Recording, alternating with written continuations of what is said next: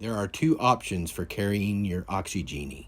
One, the universal carrying case, and two, the leg arm strap carrying case. This video will demonstrate how to use the arm leg strap carrying case. Unfasten the small Velcro strap at the top of the case. Then slide the OxyGeni into the case and fasten the Velcro strap over the top of the OxyGeni. To wear the case on your leg, simply slide your leg through the case and fasten the Velcro to your comfort level. If you would like to wear the case on your arm, simply slide your arm through the case and fasten the Velcro to your comfort level.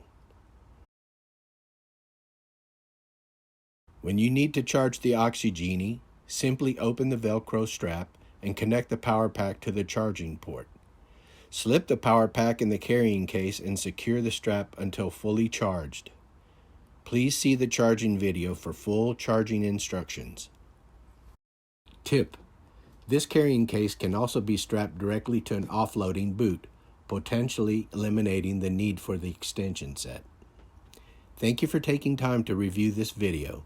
Visit any of our social media pages or YouTube for more educational videos about EO2.